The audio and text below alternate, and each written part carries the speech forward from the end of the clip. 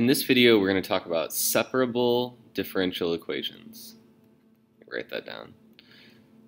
Separable differential equations. And we're going to take a look at why it's called this. So why do we call these things separable differential equations in the first place? Well, the first part is that they're separable. You can separate them. The second part is they're differential. They involve a derivative in a way. And the third part is their equations. So you can separate them, they involve derivatives, and their equations. And we're going to look at some of the basic examples of differential equations. In future calculus classes, these get a lot more complicated, but for now we're going to stick to the easy ones in this introduction to differential equations.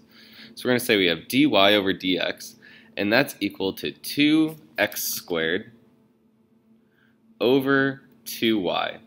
And you want to get an equation for y. So you might be thinking, well, we have an equation that's the derivative of y with respect to x. So if we took the integral, we'd get back to y.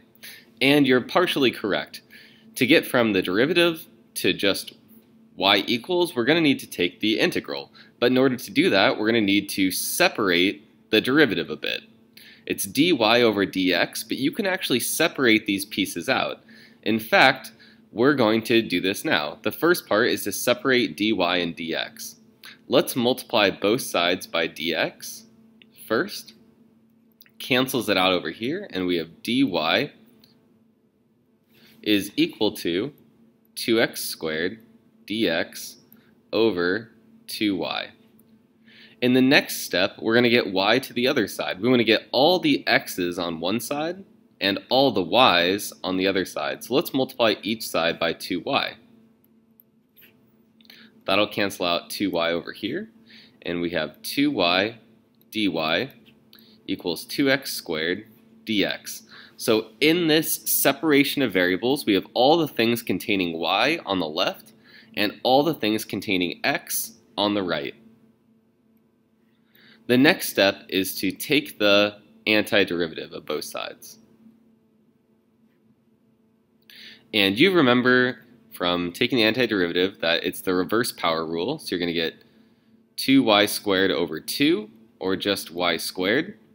Since this doesn't have a lower and upper bounds, you need to include plus c. And we're going to put c1, because we're also going to get a plus c on the other side. And we'll just call that one c2. So 2x squared, take the antiderivative using the reverse power rule. We're going to get 2x cubed over 3 plus c. We're going to call that one c2. Then, the goal of this originally was to get y by itself, so y equals. We're going to start getting everything away from y. So we'll subtract c1 to the other side.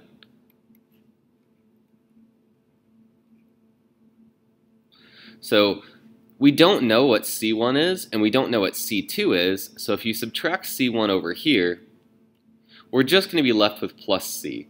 These are arbitrary constants. We just don't know what they are yet, so they don't really matter. But if you subtract c1 from c2, you're going to be left with some other arbitrary constant we don't know. We're just going to call that plus c. Alright, we have one last step to do, and that's just going to be take the square root of both sides. And when you do that, you're going to generate two answers, of course. Taking the square root always generates two answers. So you're going to get plus or minus 2x cubed over 3 plus c. Let's take a look at one more example. dy over dx, the derivative is equal to negative 10x plus 3x squared, and we want to know what y equals. So you might be thinking, well, to go from the derivative to just y equals, we will need to use the antiderivative and integration, and you're right. And the first step is going to be separating the variables, getting all the things containing y on one side of the equation and all the things containing x on the other side of the equation. If you look at this equation, there's only one thing that contains y, and that's this dy on the left. However, it's pretty clear to us that we need to multiply this side by dx as well, just to get y and x away from each other. This will cancel out. We have dy is equal to negative 10x plus 3x squared dx. There's no need to distribute this because we're eventually just going to use an integral anyways. Now, take a look. All the things containing y are on the left. All the things containing x are on the right. At this point, we want to use our antiderivative of both sides. The antiderivative of dy, well, it's really just 1 dy, will give us just y, which is really nice here. And the antiderivative of this, using the reverse power rule, yet again, we have, on the left side, we need to include the plus c, and we'll call this one c1. We'll eventually subtract that to the right side, and you'll see that it doesn't end up mattering too much, but to be more specific, let's do y plus c1 is equal to negative 10 x squared over 2 plus 3x cubed over 3 plus a constant c, we'll call this one c2. Let's clean this up a little bit. We have y plus c1 is equal to negative 5x squared plus x cubed plus c2. Last step, get y by itself, subtract c1 to both sides. Negative 5x squared plus x cubed. c2 minus c1 is just going to be plus c. And this is our answer for our second problem.